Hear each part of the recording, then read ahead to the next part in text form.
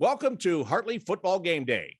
It's being brought to you by Hutta and Price Orthodontics. Have you ever looked forward to going to any type of a doctor? Well, neither have I, but let me tell you, I do look forward to seeing Doctors Hutta and Price when I go to their practice. You know why? Well, it's as Dr. Hutta says. People don't care how much you know until they know how much you care. And at Hutta and Price Orthodontics, you will know that they care from the very first visit. To find out the services that they provide or to set up a consultation, just go to their website at lovethatsmile.net. The Hartley Hawks got a big win last week in their first playoff game as they took care of Miami Trace 56-14 at Jack Ryan Field. There were plenty of good things that happened for the Hawks. Niall Johnson ran for over 130 yards, and he scored 3 touchdowns. Deontay Hubbard got into the end zone 2 times for the Hawks. Peyton Underwood, he didn't throw a touchdown pass last week, but what he did do was complete 80% of his passes, and he managed the offense extremely well. The Hawks had over 400 yards of total offense, only 76 of those yards in the air. It was a pound it and grind it running game, and that's what the Hawks did to advance in the playoffs. The other thing they did on the defensive side of the football, they were stellar. They got 4 turnovers in that game, 2 fumble recoveries, and 2 interceptions. That is a key to have the defense on top of its game going into this week's matchup against London.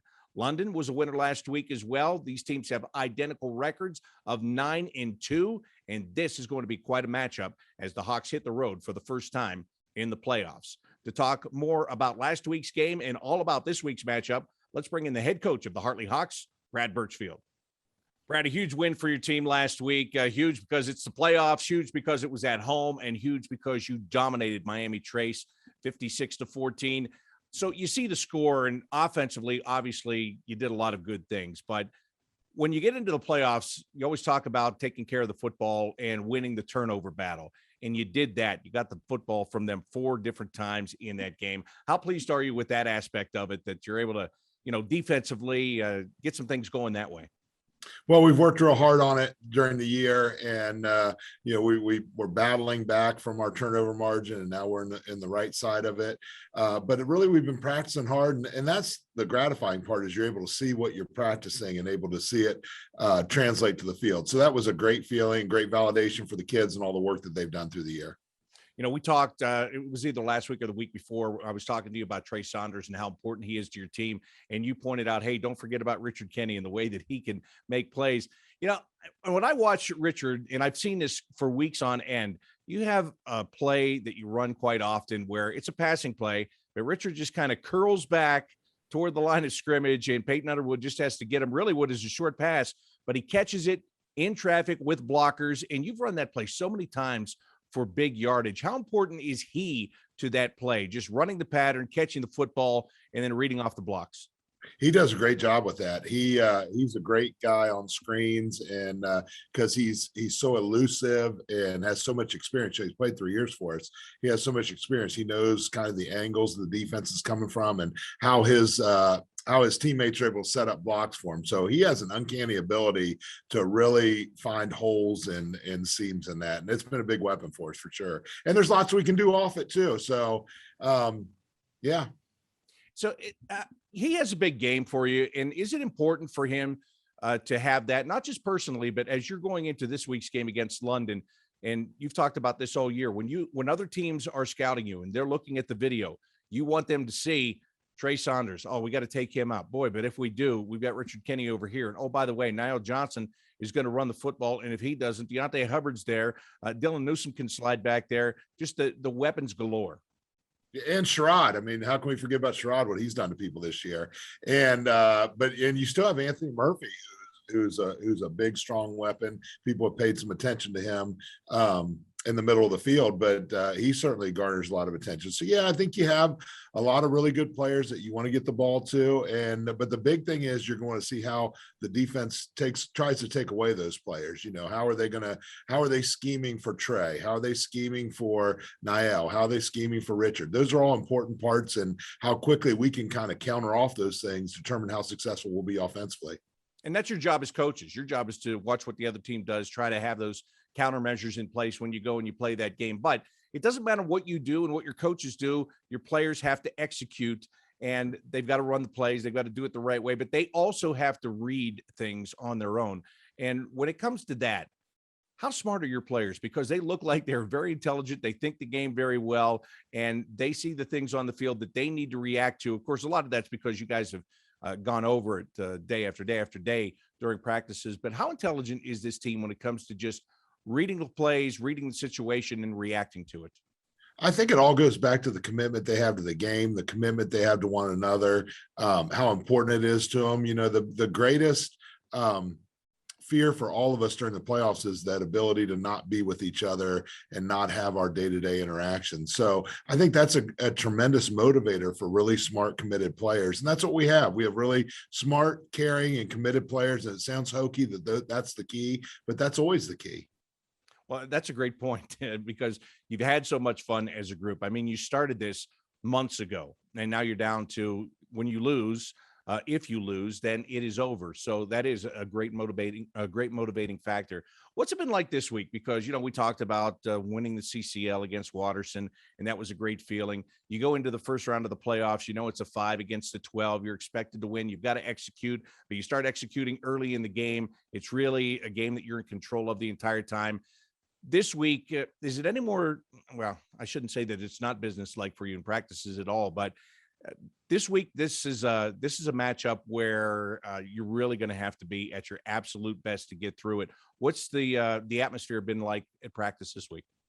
You know, I've tried to pride ourselves on being honest with the players, being honest with everybody, answering whatever questions people ask. Last week after the game, one of the radio shows asked about the game, and I said we were better than them. We were simply better than them. And I think some people take it as arrogance and all that, and it's not any bit whatsoever. I just try to be honest. Well, this week is a whole different story, and I'm going to be honest about that as well. This is a big, strong, physical football team. This is a football team that looks a lot like us. And a really great two great football teams are going at it. So there becomes an incredible sense of urgency. We knew a week ago that if we played well, we were gonna be okay. You know, we were better on the field, player wise. But this week, these are monsters versus monsters. This is the irresistible force versus the immovable object type thing. And we have to be at our very best, our most alert, our the greatest sense of urgency. And it's going to be a physical war, a physical battle. And it's going to take, I mean, they're like us. They're going to do the same things over and over and over again and make it a bludgeoning. And we have to respond to that. And we have to do the same. There's no secrets. We've said all week, there's no secret play. There's no secret defense. We've got to play great football to beat this team. And when you're talking about that, you talk about the size matchup and the battles. The first thing I think of is your line, offensive line, defensive line. I know you love those guys. I know they are unheralded throughout the course of the year. It's their blocks that are opening the holes for Niall Johnson. It's their pressure on a quarterback that's forcing another team into a mistake. But I know you love these guys along that line. And just the way you described what this week is going to be, how good do you feel about the fact that you're going into the battle with these particular players? Well, I feel good that we have great linemen. I mean, I absolutely feel good with that. McFeeder's 100%, so we're going to be able to use him everywhere where we normally use him. But obviously, they feel great about their linemen as well. This is not a schematic advantage or a physical advantage for one team or the other. It is good versus good. So I love that we're really good up front. I love that the character and the type of players that we have and the relentless nature we play with. But we know we're playing an opponent with the exact same mentality and the exact same outlook. So we talked earlier about the defense and winning the turnover battle last week. What does your defense have to do? What do you need to see out of them? Does it have to be pressures? Does it have to be getting into that backfield to make tackles? As you look at the video and you're matching this up and you talk about the evenness, what do you need to get from your defense in this game to win it? We can't let them control the line of scrimmage. I mean, that's where they're unbelievable, is they're able to control the line of scrimmage and wear people down. And we can't allow them to control the line of scrimmage. I mean, they win the way that teams win in the playoffs. You know, all this newfangled offensive stuff people see on Saturday afternoons, it's all awesome, but a lot of those teams are collecting equipment. At this time of year, it's a physical downhill C-gap running game, and who's going to defend those C-gaps and B-gaps are what's going to take to win. Sounds simple, and it's not incredibly it's not incredibly colorful, but it is what really wins the games. But the players that you have, and let's go back to the offense here for a second here. You have the potential to have a big play on each and every game. Are they similar in that way? You can give it to Niall, you can get it to Trey, you can get it to Richard, and all of a sudden you can take what maybe was a 3-yard play and Niall turns it into a 23-yard play. You just have that kind of explosiveness. Do they have the same thing? Well, they're only giving up 10 points a game, maybe under 10 points a game. So they're so well coached and they take such good angles. They just don't give up many big plays. Giving up a couple on the year, but not many. But offensively, they have the ability, because you have to commit so many people to the run game, that the few times they throw it, those guys are wide open, and those guys are home run hitters in the passing game. So they're very athletic. They're certainly good, as a team that's playing this time of year is. But what they do schematically allows them to be open and take those home runs. Is that even more of a challenge for your defensive backs and your Aiden Turners and Richard Kennys and Alex Ramacones, that you've got to be ready for that one particular play? You've got to make the right read. You've got to be with your guy when that time comes. Yeah, discipline is the key. You can imagine we have flipped out a couple times, whether it was needed or not, on the practice field, on staying disciplined and doing your job. Don't try to do someone else's job. Do your job. And those defensive backs have big challenges for sure. When you say the word stay disciplined, I can't help but think you're dealing with high school athletes here. We're talking 16 to 18 years old. You can preach it. It's hard for them to do. They get antsy. Everybody wants to make the big play. Everybody sometimes thinks, I can do that. Is that one of the bigger challenges, is reining that in and, keeping them within themselves, I guess is a way to say it? Well, you deal with adults that make millions of dollars. Do they always stay disciplined? So some of them are still 18 years old. Believe me. So I mean, it just, that's the challenge. We put up every week that it's a challenge of consistency. And that's, if you ever seen the famous Marshawn Lynch video, I'm going to leave the profanity out of it, but over and over and over and over and over and over and over. And that's the key, I think, to all sports, right? Can you do the right things over and over and over again?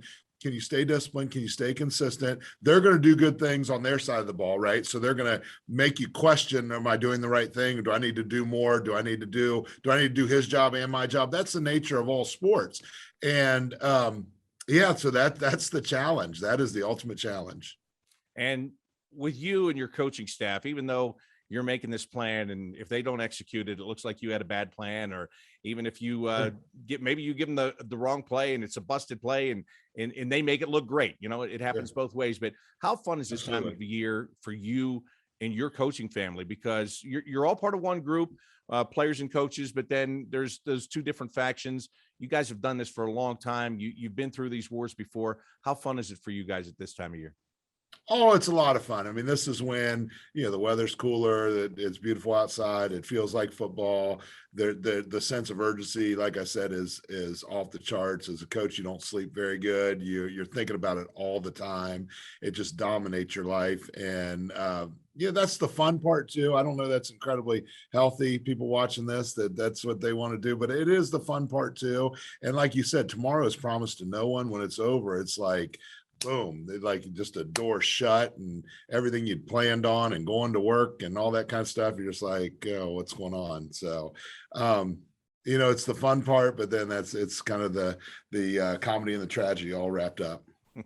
Well, Brad, thank you very much. As you've said throughout this entire thing, it comes down to another old sports adage. Your best players have got to be your best players. And one thing that's been consistent throughout this year is your best players have done that. Here's hoping they do it this week and get a big win against a tough opponent. Nothing but the best to you and your team. Thanks, Bob. So the Hawks are in London this week. Kickoff is set for 7 o'clock. You'll be able to see that game on our Bishop Hartley YouTube channel. It's being produced by the Ohio Media School. They have done this throughout the entire season. They've done a great job bringing you all the sights and sounds of games. So again, the Bishop Hartley YouTube channel is where you can watch the game. You can listen to the game by going to GameDayBroadcasting.com.